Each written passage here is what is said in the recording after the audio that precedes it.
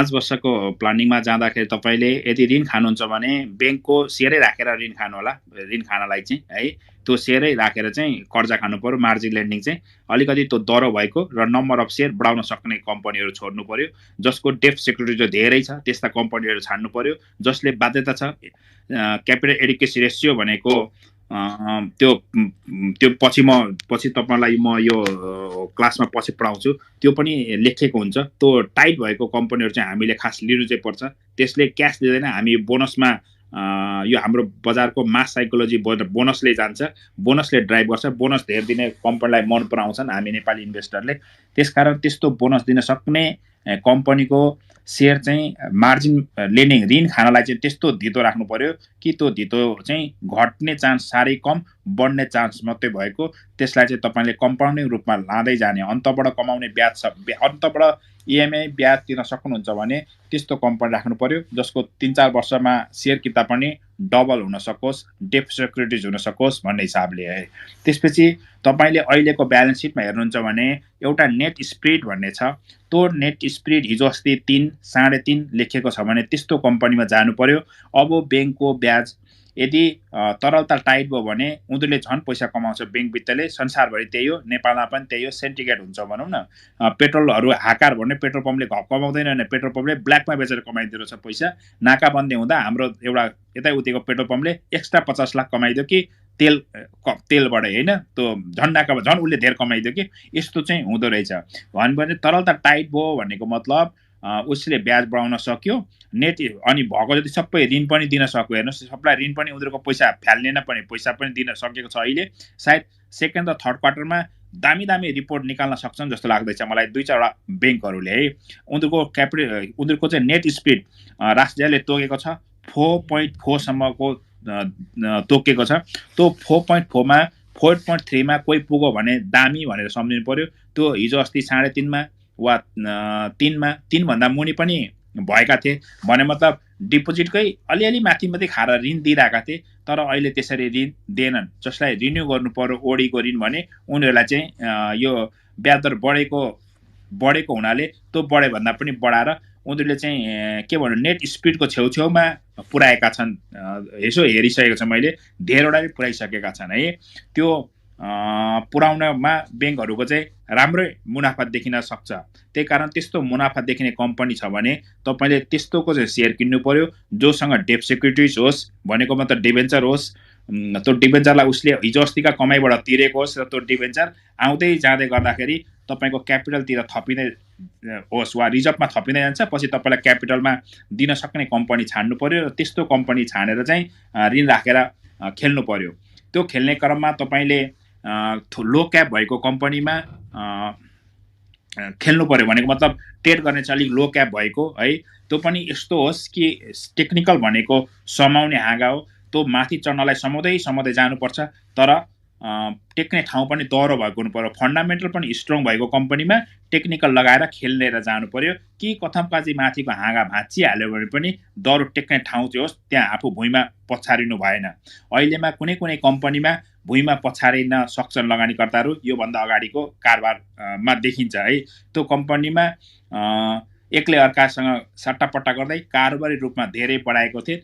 ती लगानीकर्तालाई अहिले पनि तनाव होला। भोलिको दिनमा मुनाफा पनि कम हुन सक्छ। मुनाफा आउने कम्पनीमा जानु पर्यो। कम्पनी चाहिँ यहाँबाट नभनिने तपाईँले बुझ्नु पर्यो। यो सुभाष चन्द्र भन्ने फेसबुकमा आउनु भने म आफूले चाहिँ तपाईँलाई कम्पनी लेखिदिन सक्छु। सप्लाई वा काहीमा एन्सर दिन सक्छु। यो अलिक अप्ठ्यारो पनि पर्दो रहेछ। उनीहरू पनि आज त्यही कम्पनीमा छिरेकी जस्तो देखिँदो रहेछ होइन। अब हामीले भन्यो भने फेरि त्यो अर्को मार्केट मेकर पनि त्यसैमा खेलिदियो भने है। यहाँ मासको कुरा हो नि होइन। सबैले बोल्दाखेरि त्यस्तो हिसाबले जान्नु पर्यो। 5 वर्ष रणनीति बनाउँदाखेरि तपाईँले आफ्नो वेटेज चाहिँ ब्याङ्क वित्तीय संस्थामै 50% वेटेज दिनुहोस्। इन्सुरेन्समा 20 दिनुहोस्। माइक्रो फाइनेन्समा 20 दिनुहोस् र 10 चाहिँ क्यास राख्नुहोस् होइन। अझै भन्यो मतलब यो अब त्यसपछि आफ्नो अनि त्यो राखेर चाहिँ लोनको प्रोसेस गर्नुहोस् होइन। इन्सुरेन्सहरू सेक्टर पनि संसारमा ब्याङ्क वित्तीय भन्दा चाहिँ माथि नै छन्। हेर्नुहोस् संसारका धेरैवटा देशमा हुन्छ भने इन्सुरेन्स सेक्टर पनि माथि छन्। तर ती इन्सुरेन्स सेक्टरको जसको सेयर माथि छ तर उनीहरूको चाहिँ रिजर्भ कोषहरू ठुलो ठुलो छ। हाम्रो चाहिँ रिजर्भ कोषहरू चाहिँ त्यस्तो ठुलो ठुलो चाहिँ छैन। अब के बुझ्नु पर्यो भने कोषहरू भनेको शेयरधनी हो, झगडा कोष भनेको शेयरधनी हो हैन। तर जीवन बिमा कोष भनेको चाहिँ हाम्रो होइन। फेरि सधैँ बुझ्नु पर्यो, जीवन बिमा कोष धेरै ठुलो हुँदैमा सबै पैसा हाम्रो हो भनेर सम्झिनै भएन।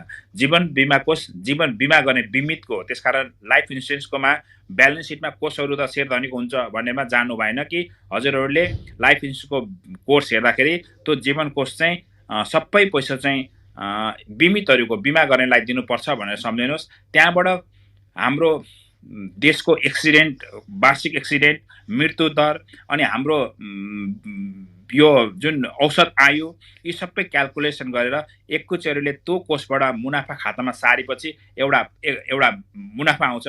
त्यो मुनाफा चाहिँ हामीलाई बोनसको रूपमा लाइफ इन्सुरेन्सहरूले बाँड्ने गर्छन्। तर एकैचोटीले त्यो कति पैसा दिन्छ भनेर स्वयं इन्सुरेन्सका बोर्डका म्यानेजमेन्टलाई पनि थाहा नहुने हुनाले पढाउनेलाई पनि थाहा हुँदैन कि यो कोष यो इन्सुरेन्सको कति पैसा आउँछ भनेर हैन। उहाँहरूले सबै इन्सुरेन्स बिमितहरूको जीवन बिमा कस्तो कस्तो बिमा गर्नुभएको छ, कति कति एजका गर्नुभएको छ, कस्तो कस्तो गरेको छ सबको स्टडी गरेर मात्र त्यो एउटा कोषबाट यति पैसा यो खातामा सार्न मिल्छ, मुनाफा सार्न मिल्छ भनेर लेखिएको हुन्छ। त्यसकारण लाइफ इन्सुरेन्सको फाइनान्सियल स्टेटमेन्ट चाहिँ हेर्ने साथै ऐना जस्तो चाहिँ हुँदैन। अरू बैंक वित्तीय संस्था माइक्रो फाइनान्सको चाहिँ लगभग ऐना जस्तो बुझ्नु पर्यो हजुरले।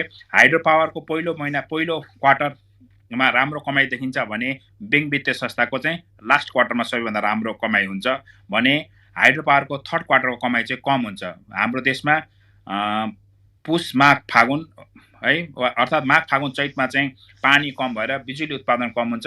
त्यसकारण थर्ड क्वार्टर हाइड्रो पावरको कमाइ कम हुन्छ भने हाइड्रो पावरको कमाइ साउन भदौ असोजको फर्स्ट क्वार्टर चाहिँ राम्रो हुन्छ। अनि फेरि फोर्थ क्वार्टर पनि राम्रो हुन्छ। वैशाख जेठ असार पानी आउने अनि हाम्रा सबै पानी मुखी भएका हाइड्रो पावर भएका हुनाले जमेको भन्दा बगेको पानीबाट कमाइरहेका हाइड्रो पावर भएका हुनाले उनीहरूको कमाइ यसरी दिन्छ। त्यही कारण हामीले उसले कस्तो बिजनेस गर्छ भन्ने हिसाबले थाहा पाउनु पर्यो मिस्टरजी। अनि उसको के रहेछन् भन्ने थाहा पाउनु पर्यो। बैंक वित्तीय संस्थाको एनपिएल हेर्नु राम्रो। एनपिएल भनेको नन पर्फर्मिङ लोन, ए लेख्यो भने पनि त्यसलाई पनि अप्ठ्यारो मान्नु होला। एनपिए भन्यो भने पनि त्यही नन पर्फर्मिङ एसेटको हिसाबले लेख्यो, अर्को लोनको हिसाबले लेखेको छ भन्ने हो। एउटै पैसा पनि फरक फरक हुन्छ भनेर सम्झिनु पर्यो हामीले हैन। जस्तै बैंकले कसैले बैंकमा राखेको पैसा उसको लागि दायित्व हो, तर त्यो पैसा चाहिँ हामीलाई ऋण दिन्छ भने फेरि उसको सम्पत्ति हो। बुझ्नु भएन? एउटै चिज उसको डबल हुन्छ, हेर्ने दृष्टिकोण डबल। हामीलाई त्यो ऋणको रूपमा दियो भने उसले सम्पत्ति दिएको मानिन्छ र उसलाई कसैले डिपोजिट राख्यो भने उसको दायित्वतिर लेखिन्छ। त्यसकारण हामीलाई दिएको सम्पत्ति, हामीलाई एनपिए, हामीलाई दिएको पैसा ऋण दिएको पनि कसै न कसैको डिपोजिट त हो, तर त्यो बैंकको लागि चाहिँ सम्पत्ति हो त्यो हैन। तर डिपोजिट चाहिँ उसको दायित्व हो। त्यो म पछि तपाईलाई यसको उदाहरण दिएर पछि म तपाईलाई पढाउने नै छु, बुझाउने छु। र कम्पनी छानेर कम्पनीलेको मुनाफामा सरिक हुने बाटो यो इक्विटी मार्केट भनेको, यसको कम्पनीको मुनाफाले मात्र हामीलाई रहन्छ। छिटो छिटो कारोबारीले पनि पैसा नकमाउने हैन, कमाउन सकिन्छ, त्यो एउटा अवसर हो। तर त्यो अवसर कहाँ हुन्छ, कति हुन्छ भनेर ठेट भन्न नसकिने यो थोरै पैसाले चाहिँ खेल्नु चाहिँ पर्छ बजारमा। सिक्नुपर्छ। Practice make a main a perfect हैन। प्र्याक्टिस चाहिँ अझै पर्फेक्ट प्र्याक्टिस गर्न सक्यो भने अझै पर्फेक्ट हुन्छ। अझै हामी 20 वर्षदेखि यो बजार चलाइराख्दा त कैयौं कुराको प्र्याक्टिसहरू फेल हुन्छन्। कति कुरा त मैले आफू त स्टप लस गरेर बेचेर निस्केको छु हैन। बस्याल सर जसले टेक्निकल सबैभन्दा टप हेर्ने मान्छेमा बस्याल सर, सुभाष ढुङ्गानालाई मान्नुपर्छ नेपालमा भने उहाँहरू पनि स्टप लस गरेर निक्लिनुहुन्छ है। कहिलेकाहीँ फन्डामेन्टल साउन्ड भएको कम्पनी पनि विभिन्न scenario, market scenario, old scenario, देशको सिनेरियो अनि राजनीतिक पोलिसी अनि अर्थमन्त्री वा कसैको भनाइले पनि हाम्रो बजार चाहिँ हलचल गरेको पहिला पनि छ र अहिले पनि हलचल गर्छ।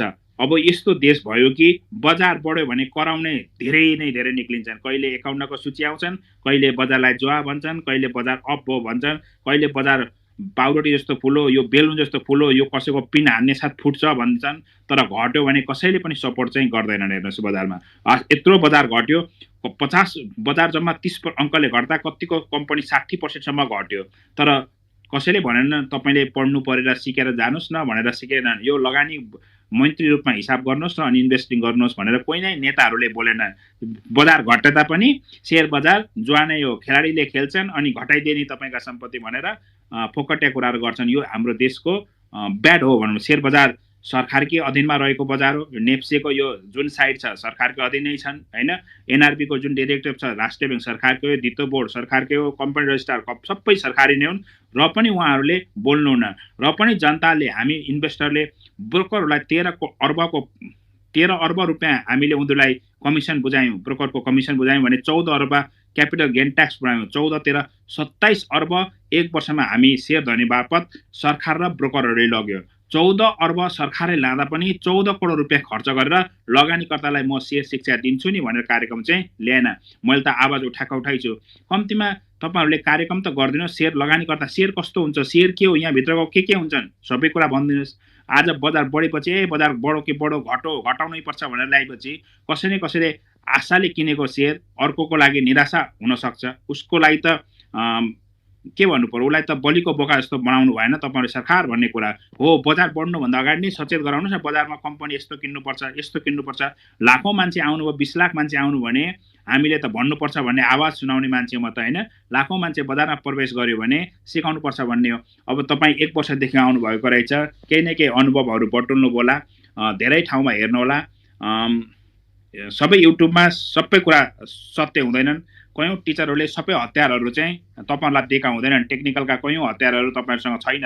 त्यो कारण नदिएको कारण पनि म बुझ्छु कि टेक्निकल एनालाइसिसले पनि त्यो हतियार दियो भने कहिलेकाहीँ उहाँहरू पनि शेयर कारोबार गर्नुहुन्छ। उहाँहरूलाई नै एन्टी हुन्छ के, एन्टी क्षेप्रास्त हुन्छ। त्यही कारण कति हतियारहरू तपाईहरुलाई दिएको चाहिँ हुँदैन। बुझ्नु चाहिँ पर्छ है। त्यो हिसाबले बुझ्नु पर्यो। म आफूले त किनेको कम्पनी यो भन्न सक्ने मान्छे हो। किन किनेको भन्ने कारण चाहिन्छ मलाई चाहिँ। यो कम्पनी यहाँ पुग्छ भन्ने कुरा चाहिँ म कहिले पनि गर्न सक्दिनँ। त्यो कम्पनी त्यहाँ पुग्छ भने कसले किनिदिन्छ फेरि त्यहाँ पुगेपछि हैन। यो बजारमा नाफा हुन सक्छ, मुनाफामा सरिक हुन सकिन्छ भन्ने हिसाबले चाहिँ म साथीहरूलाई सिकाउने हो र शेयर बजारको नेगेटिभ पार्टबाट सिकाउने हो। यो बजारमा चलखेल हुन सक्छ, यस बजारमा लुपहोलहरू छ, यसमा टेक्निकल इररहरू छन् है। यी यस्ता कुराहरू चाहिँ बजारमा छन्। यो बजारमा होहल्ला हुन सक्छ। यो बजारको वृद्धि भएपछि चाहिँ यत्तिकै झार्नलाई खोज्छन्। अहिले पनि बजार बढेकोमा कति मान्छे खुसी नै छैनन्, किनभने उनीहरूले हिजो शेयर बेचेर आज पनि घटोस् भनेर विभिन्न फ्लोरमा यो अब बेच्ने दिन आयो भनेर 12 बजे नै लेखिरहेको मेसेज देखिरहेको थिएँ मैले मान्छेले फेसबुकमा। आज बेच्ने अवसर आयो, बेच्ने अवसर। उहाँ फेक आइडीबाट आउनुभयो। बेच्ने अवसर आयो त किन्ने अवसर चाहिँ कहिले आउँछ? उहाँले 1800 मा आएपछि आउँछ भन्नुहुन्छ है, लेखिँदै भएको छ। 1800 आउँछ भने के ग्यारेन्टी छ हैन? त्यस्तो ग्यारेन्टी त यहाँ बजारमा छैन। उहाँहरू झार्न चाहने पनि मान्छेहरू छन्। त्यसै कारण तपाईँ आफूले कसैले पनि अप एन्ड डाउनको प्रिडिक्सन चाहिँ कोही माइकलाले पनि गर्न सक्दैन। यो चाहिँ मैले तपाईहरुलाई राखेँ। अनुमान गर्ने हो, सही प्रिडिक्सन हुन सक्दैन। टेक्निकलका सबै टुलहरूले 100% यो बजारमा काम गर्दैन, 60% काम गर्छ। 100% काम गर्ने भनेको फाइनान्शियल रिपोर्टले नै काम गर्ने हो सबैभन्दा मेन कुरो मुनाफाको लागि है। त्यस्तो मुनाफा हुँदाहुँदै फाइनान्सको भित्रको एउटा टर्म एन्ड कन्डिसन भनौँ न, बैंक वित्तीय संस्था चलाउनलाई एउटा टर्म एन्ड कन्डिसनको नर्म्स भित्र क्यापिटल एडिक्वेसी रेसियो छ। त्यो रेसियो 11 हुनुपर्ने हो। 2 प्रकारको पुँजी हुन्छ, पछि म पढाउँछु त्यहाँ, त्यो इक्विटी भित्रका हैन। त्यो 2 प्रकारको पुँजी टायर ए र टायर 2 क्यापिटल छ। त्यो टायर 1 क्यापिटल चाहिँ यसको मेन पुँजी पैसा चाहिँ पुगेन। त्यो 8.5 हुनु पर्थ्यो, 8.1 मात्रै भएकोले राष्ट्रिय बैंकले त्यसलाई चाहिँ रोक्यो भनेर चाहिँ मेसेज आएको छ। पहिला त 8 थियो, पछि 10 साढे बनायो, अहिले 11 बनाएको छ। यो क्यापिटल एडिक्वेसी रेसियो राष्ट्रिय बैंकले बनायो भने आफ्नो निर्देशन सर्कुलरहरू जारी गर्यो भने बैंकहरू वित्तीय संस्था उसँग नियम निकायमा बसेको संस्था, उसले लाइसेन्स दिएको संस्था त्यसको अधीनमा रहन्छ र त्यो नर्म्स पनि पालना गर्नुपर्छ। गरेन तथापि उसले बिजनेस गर्दाखेरि म अब पुँजी बढाएर पनि त्यो नर्म्स पुरा गर्छु नि त, म आफै प्रमोटर मालिकहरूसँग पुँजी बढाउँछु भन्ने उसले प्रस्ताव चाहिँ राख्न सक्छ। तर पुँजी बढाउने राइट शेयरको लागि शेयर बजारको हलचल हुन सक्छ कि भनेर राष्ट्रिय बैंकले दिने नदिने भन्ने कुरा चाहिँ उसको हातमा छ। 2-4वटा विकास बैंकलाई लास्ट इयर दियो। त्यो विकास बैंकले लास्ट इयर दिएको हुनाले अब पनि अरू 2-4वटा विकास बैंकले माग्न पुगिसके जस्तो मलाई लाग्छ। त्यस्तो खास साधारण सभामा त्यो एजेन्डा उठेर आउनुपर्छ। यस्तो पहिला भएको थियो, त्यस्तो बेला साधारण सभामा एजेन्डा त आएन, पछि विशेष साधारण सभा गरे। पछि जेठ असारमा विशेष साधारण सभा गरे अनि फेरि पुँजी चाहिँ बढाएर हामीहरू कसले दिएन यसको भनेर हामी छोड्यौँ। पछि राइट सेयरहरू चाहिँ राष्ट्र ब्याङ्कले दिएको छ। त्यसै कारण कम्पनीहरूलाई पहिला दिएको हुनाले मलाई पनि कुनै कुनै कमर्सियल ब्याङ्कलाई कुनै कुनै विकास ब्याङ्कलाई राइट सेयर दिन्छ जस्तो चाहिँ अनुमान गरेको छु। त्यसले पनि हाम्रो बजार चाहिँ ड्राइभ हुन्छ। राइट सेयर भनेको हामीले पुँजी थप्नुपर्ने हो, जोसँग सेयर छ त्यसले मात्रै पाउने अधिकारको क्षेत्र हो है। अब यही मेरा तिता मिठा कुरामा तपाईँले आफूले सोचेको एन्सर पाउनुभयो होला भन्ने आशाको साथ म अहिलेलाई चाहिँ धेरै लामोसम्म तपाईँले मलाई सुनिदिनु भएकोमा धन्यवाद। पनि नगर्नु, अब होल्डिङ पनि नगर्नु भन्न खोजेको त्यो 20% क्याप चाहिँ सेयरको भाउ माइक्रो फाइनेन्सको सेयर थोरै भयो, थोरैको भाउ कमाइ राम्रो भयो, धेर नदिउन् बजार घटुन् भन्ने नै धारणा राखिएको नै हो। कुनै न कुनै बेला त्यो पैसा चाहिँ बोनस सेयरमा वा क्यास डिभिडेन्डको रूपमा आउँछ नै, त्यो सेयर धनीकै कोष हो। मलाई यस्तो पनि लाग्छ 2-4 वर्षपछि त्यस्तो पैसा राष्ट्र ब्याङ्कले टाइट गर्दै जाँदा 2-4 वर्षपछि चाहिँ एक प्रकारले पोरपराको जस्तो 4,000 5,000 माइक्रो फाइनेन्सहरू पुगेका थिए, डिप्रोक्सहरू 3,000, समिट माइक्रो 35,000 यस्तो पुग्न पनि सक्छ भन्ने अनुमान चाहिँ गर्छु। त्यो पैसा पो नदिनु भनेको त कमाउँदा सक्छ, कमाएर रिजर्भ कोषमा राखेकै छ, कुनै न कुनै साल दिन सक्छ। अब नेपाल हो, कसैको रणनीति होला, ती सेयर आफूले अहिले सस्तोमा किन्ने राख्ने होला अनि पछि त्यो खुल्ला गरिदिनु होला, त्यसपछि आफू त्यो सेयरबाट पैसा कमाउने मालामाल गर्ने कसैको योजना होला। त्यसकारण बजारमा के भन्नु, कसै न कसैको आफ्नो इन्टेन्सन हुनसक्छ। अब त्यो गभर्नर साहब वा जो हुनुहुन्छ उहाँ पनि हामी जस्तै व्यक्ति हो नि त, त्यो व्यक्तिभित्रबाट कहीँ खेलिएको छ कि है, यी कुरा चाहिँ थाहा पाउन सकेन। कुनै पनि कम्पनीले कमाएको पैसा चाहिँ एउटा कम्पनीले 1 लाख रुपियाँ इन्भेस्ट गरेर वर्षको 2 लाख कमाउँछ भने हामीले वाह भन्नुपर्छ। समाजमा पो 1 लाख रुपियाँ कसैले ब्याजमा लाएर 100 करोड 3 लाख हो भने सामन्ती हो त। कम्पनीले कमाउन चाहिँ दिनुपर्छ। कम्पनीले कमाएको हुनाले त मुनाफा हुने हो होइन। पुँजी भन्दा 50 टाइम्स कमाउँछ नि त, कमाउन दिनुपर्छ होइन, कमाउने हुन्। अब हिसाबै हेरौँ न, आफ्नो पुँजी भन्दा वारेन बफेटको कम्पनीले 2500 गुणा बढी कमाउँछ वर्षको, 2500 गुणा आफ्नो कम्पनीको पुँजी भन्दा। त्यस्तो पो कमाइ हो त होइन। त्यसकारण त त्यो कम्पनीको एक डलरको भाउ 4 लाख छ त, कमाउन पनि उसको इपिएसै 25,000 छ नि त। 25,000 इपिएस भएको हुनाले पो त्यसको कम्पनीको भाउ पनि 4 लाख डलर छ नि त होइन, वारेन बफेटको कम्पनी। त्यस्तो कम्पनीले कमाउन पाउनुपर्छ। हाम्रो देशमा चाहिँ दुःखको कुरा हो, यस कुराहरू सुन्नेका छन्। कसैले 3 करोड कमायो, 5 अर्ब कमायो भन्दा किन कमायो, 5 अर्ब कमायो त लाइसेन्स किन दिएको भन्ने म सोध्छु। 5 अर्ब कमाउँदा उसले कति पुँजी हाल्यो, कति रिस्क मोल्यो, कति बिजनेस गर्यो, बिजनेस गरेर कमाउनेलाई चाहिँ दिनुपर्छ। सरकारलाई ट्याक्स छ ल भने पो कारवाही गर्नुपर्छ, कमाउने अवसर चाहिँ दिनुपर्छ। दिन्छ होला सायद अब 1-2 वर्षपछि, त्यस्तो बेला चाहिँ माथि नै हुन चाहिँ चान्स चाहिँ मैले चाहिँ देखेको छु। यसो नि, नीति पोलिसी बनाउने मान्छे चेन्ज हुनसक्छ नि त। फेरि पोलिसी बनाउने गभर्नर सधैँ जिन्दगी भर उहाँ हुनुहुन्न नि त, उहाँको टोली अर्को अनुसार चेन्ज गरिदिन सक्नुहुन्छ। त्यो यो पर्मानेन्ट होइन, टेम्पोरेरी नै। हजुरले भन्नुभएको थियो नि, जुन इन्सुरेन्सहरूलाई राइट सेयर दिने चान्सेस हुन्छ भनेर भनेको थियो नि, इज इट के यो साँच्चै गुड हो त? किनभने इन्सुरेन्सको मेन कोर बिजनेस त यस्तो राइट सेयर निकालेर त्यो पैसा उनले केमा युज गर्छ र? त्यो पुँजी क्षमता दरो बनाउन मात्रै खोजेको। अब जस्तै बिजनेसहरूको भोल्युम बढाउँदाखेरि बिजनेसको जुन भोल्युम बढायो त्यो भोल्युम अनुसार उसको पुँजी भएन भनेर उनीहरूलाई अब कम्पनी थप्न नदिने, तर कि त मर्ज गर्नु पर्यो। मर्ज गर्दा पनि दुईजनाको बिजनेस टाइट छ भने त पुँजी पुग्दैन। त्यस्तो बेला राइट दिने हो कि भन्ने कुरा हुन्। नेपालको सेयर बजारमा राइटले बजारलाई ड्राइभ गरेको छ। 72-73को बजार राइटले ड्राइभ गरेको, पुँजी वृद्धि गर्दा बजार अप भएको हुनाले त्यो हुने चान्स छ। त्यसले पनि बजार चाहिँ अप हुन सक्छ भन्ने अनुमान मात्र गरेको। यसैले 100% स्योर भनेर चाहिँ नवीनजीले रहनु भएन। बजार चाहिँ यस्तो भएको थियो त्यस बेलाको साइकोलोजी चाहिँ। मास आउँछ, मासले चाहिँ हामी किता नै खोज्छौँ कि हाम्रो किता डबल भयो भने राम्रो हुन्छ भन्ने सोध्छौँ, वा किता बढोस् भन्ने हो। राइटले किताहरू बढ्छ होइन। त्यसकारण बजार त्यस्तो बेला बढेको चाहिँ छ भन्न खोजेको। बेलुकाको लाइफ इन्सुरेन्स गर्दा खेलाउँदाखेरि उसँग चाहिँ पैसा छैन भने खेलाउन त्यसै पाए त उसको पनि त पैसाको क्षमता चाहियो नि त। उसको पुँजी छैन भने हामी इन्सुरेन्सको बिमितले गर्ने अनि ब्याङ्कमा राख्ने अनि कमाएर हामीलाई दिने, ऊ त बिना पैसाको आयो। त्यसो भए त्यो त काम भएन।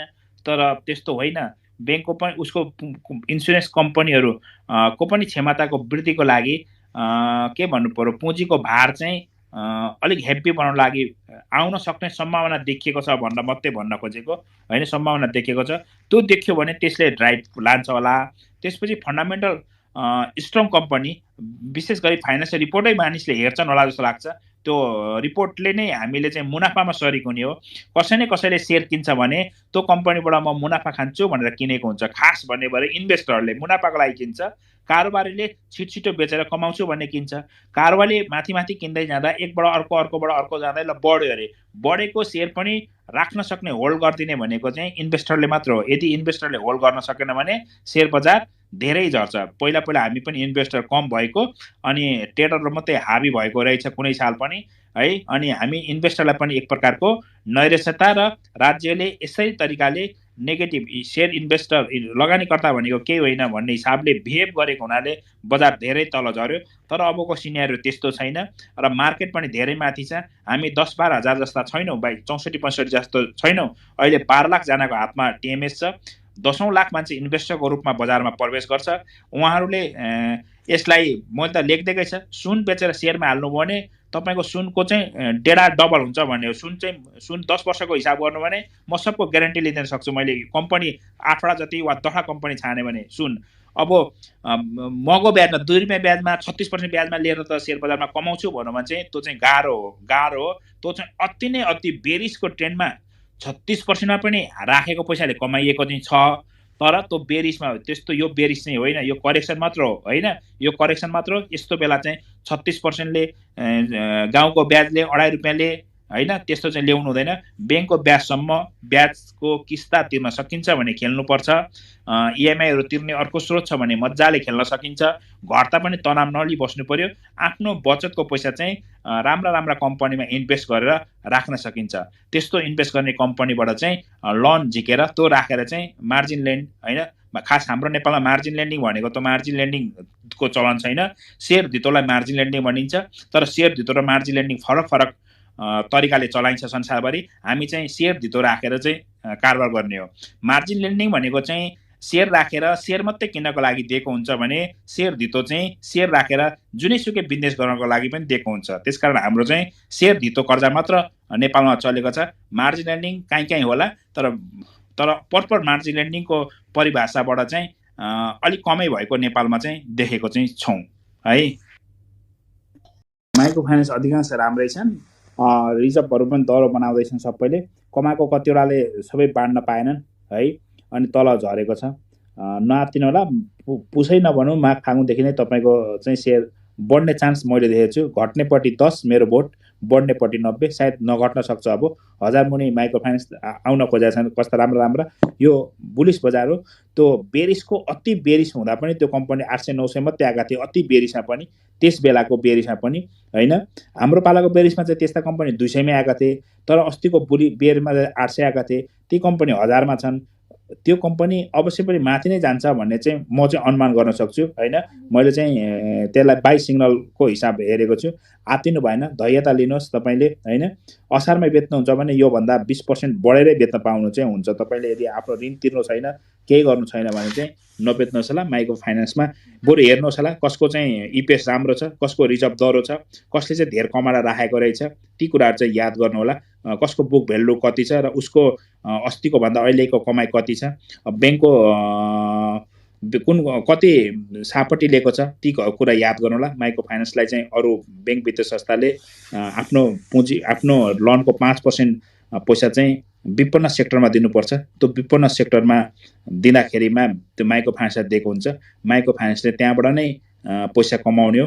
उनीहरूले कमाउने भनेको चाहिँ चक्रवृद्धि ब्याजमा कमाउँछन् सबैभन्दा राम्रो। 7 डे वा 7 डेमा उनीहरूले किस्ता बनाउँछन् र उनीहरूको कमाइ 18% भने पनि त्यो पैसा 22-24% चाहिँ पुगेको हुन्छ।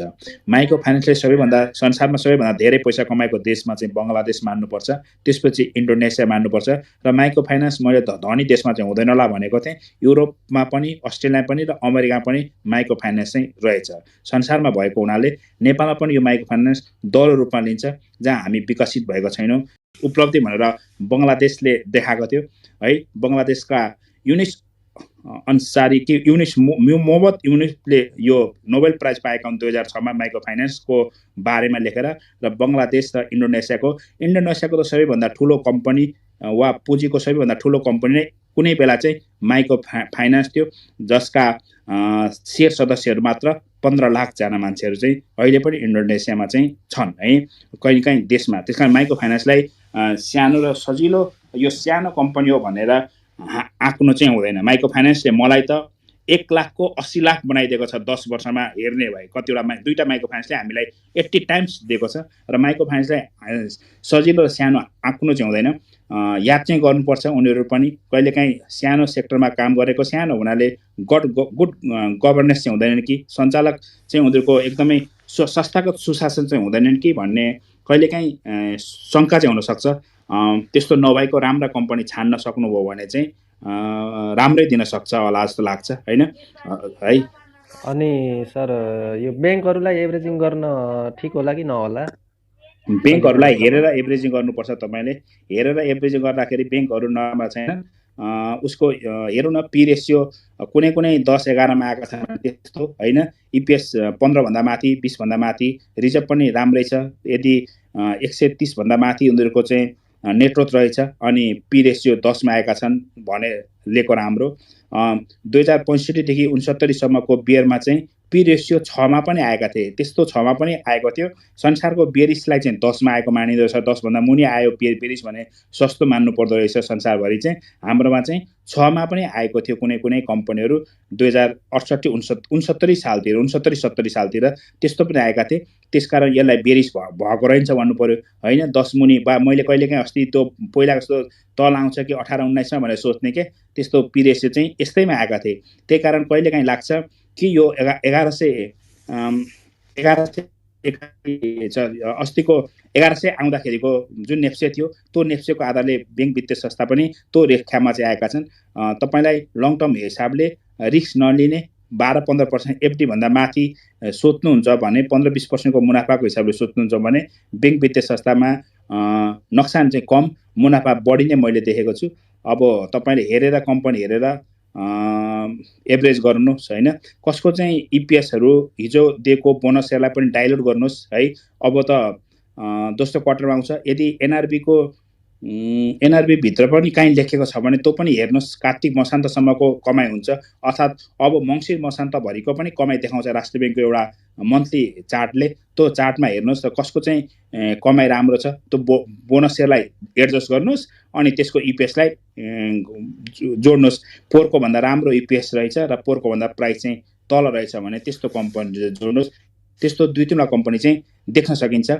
कार्तिकको हिसाब हेर्ने भए ती अरब कमाइसकेका कम्पनी छन्, उनीहरूले इपिएस चाहिँ 25-30 राख्न सक्छन्। त्यस्तो कम्पनीले 20 चाहिँ हामीलाई दिन सक्छ भन्ने सम्झिनु पर्यो। योभन्दा पनि अर्को साल अलिक माथि दिन चाहिँ सक्ने कम्पनीहरू चाहिँ देख्न सकिन्छ है। तपाईँले राष्ट्र ब्याङ्कको उमा गएर पनि हेर्न सक्नुहुन्छ। चाँडै मङ्सिरको निकाल्छ पनि, अब मङ्सिरसम्ममा उनीहरूको कमाइ कति रहेछ भनेर है। त्यसरी मिल्न सक्छ। लिनु लङ टर्म इन्भेस्टको रूपमा सोच्ने भए ब्याङ्क वित्तीय संस्थामा एभरेज गर्न मिल्छ। धन्यवाद सबै साथीहरूलाई नमस्कार। केही समय त बजारलाई एकदमै माइन्युट ढङ्गले अध्ययन चाहिँ गर्न पाएको छैन, तर पिरियोडिकल हिसाबमा चाहिँ हेरि नै राखेको छु।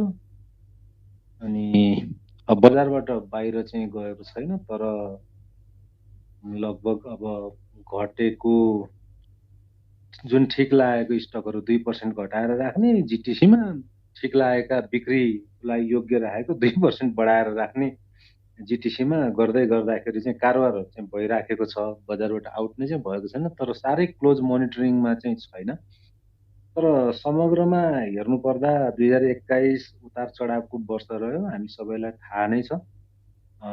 बुलरन आयो, बुलरन आएपछि बुलरनले दिएका खुसीहरू आफ्नो ठाउँमा थिए, तर त्यो बुलरनलाई आवश्यकताभन्दा बढी उचाल्ने पनि प्रयास गरियो। त्यो जहाँ पनि हुन्छ, नेपालमा पनि हुन्छ, हामीले स्वाभाविक हिसाबले लिनुपर्छ। त्यसले गर्दाखेरि केही अलिकति अस्वाभाविक हिसाबले उचालिन पुगेपछि फेरि डाउन पनि भयो। तर यो रोलर कोस्टर राइड जस्तो हुँदै गर्दाखेरि चाहिँ नयाँ लगानीकर्ताहरू धेरै पस्नुभयो 2021मा। अनि धेरै लगानीकर्ताहरू पस्दै गर्नु हुँदाखेरि थोरै थोरै अप्स एन्ड डाउन्स अथवा चाहिँ थोरै थोरै अब र्युमरहरूले पनि साइकोलोजिकल हिसाबमा चाहिँ अलि धेरै धेरै नै रिपल आउने गरी हल्लाएको जस्तो देखियो, जसले गर्दाखेरि मार्केट जसरी बढेको थियो त्यसरी घट्ने पनि क्रम रह्यो। अब यो दौरानमा अझै घट्छ भन्ने साथीहरू पनि हुनुहुन्छ, होइन निकै राम्रोसँग माथि बढ्ने साथीहरू पनि हुनुहुन्छ, बढ्छ भन्ने साथीहरू पनि हुनुहुन्छ। दुईटै पक्षको सम्मान गरौँ, आफ्नो आफ्नो विश्लेषणको आधारहरू होला, पोजिटिभली हेर्दाखेरि त्यसरी हेरौँ। 2021लाई हेर्दाखेरि यसले अब अन्तिममा आएर घट्दाखेरि केही नमिठो अनुभव दिए तापनि समग्रमा चाहिँ अधिकांश साथीहरूले कमाउनु नै भएको छ र अहिले पनि 2021को मात्रै ब्यालेन्स सिट हेर्ने हो भने अधिकांशको हरियो नै छ ब्यालेन्स सिट, यति कुरा दावाका साथ भन्न सकिन्छ।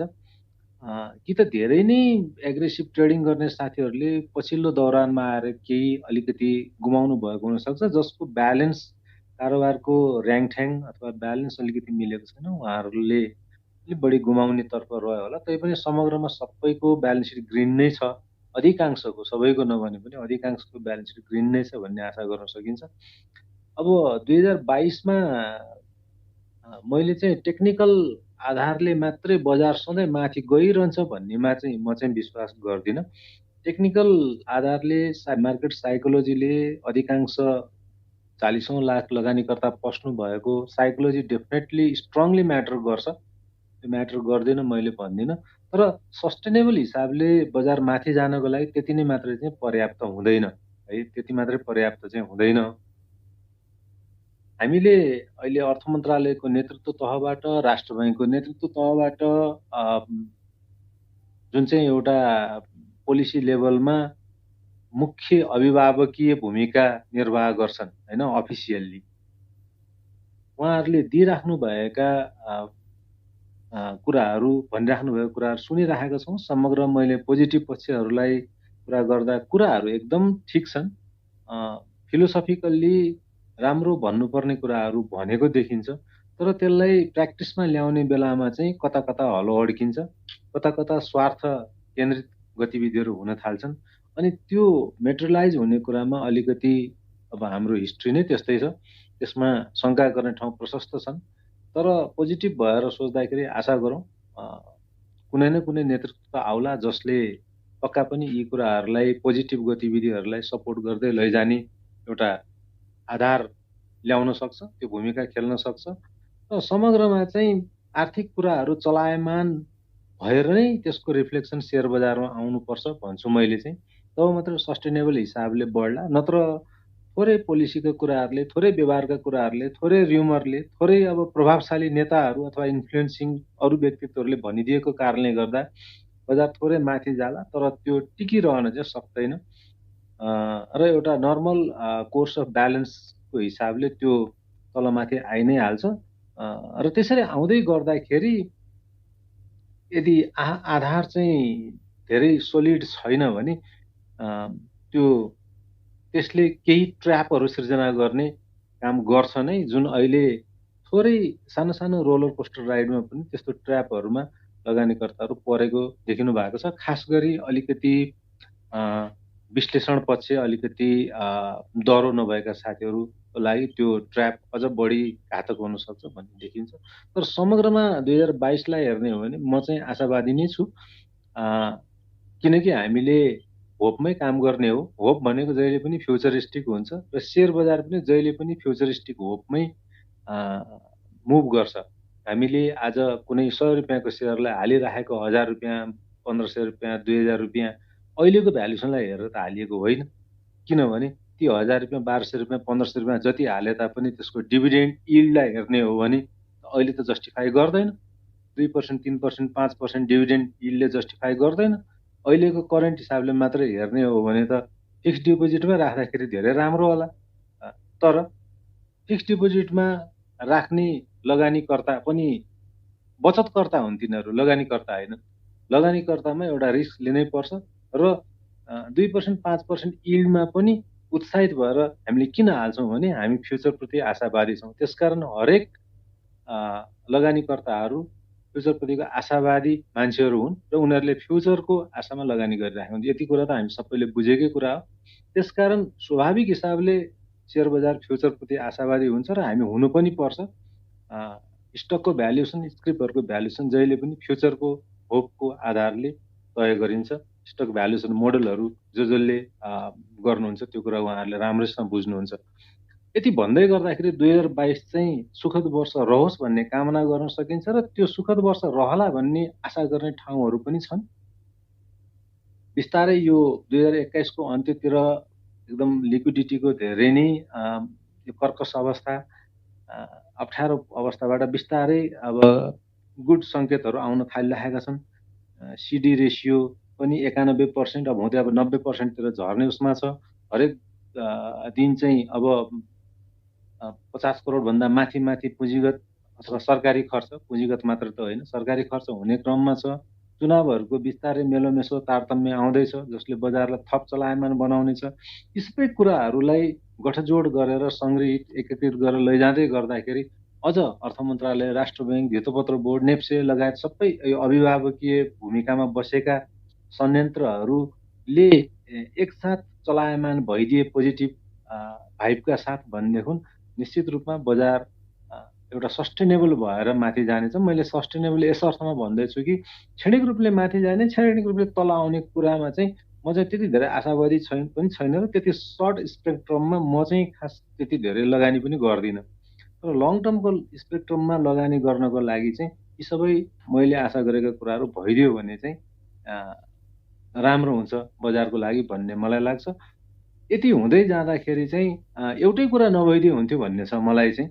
त्यो चाहिँ के हो भने सेयर लगानीकर्ताले जोखिम लिएर सेयर बजारमा लगानी गरेको कुरा जुन अन्ततोगत पुँजी बजारमा आउँछ, अन्ततोगत आर्थिक क्षेत्रमा आउँछ, त्यसलाई चाहिँ नि अनप्रोडक्टिभ भनिदिने अनि साना साना लगानीकर्ताहरूले कमाएका अथवा समग्र लगानीकर्ताहरूले कमाएको कुरामा डाहा अथवा ईर्ष्या गरेको हिसाबले पोलिसीहरूको झट्काहरू दिने कोसिस गर्ने यस्ता कुराहरू चाहिँ नभइदिए हुन्थ्यो।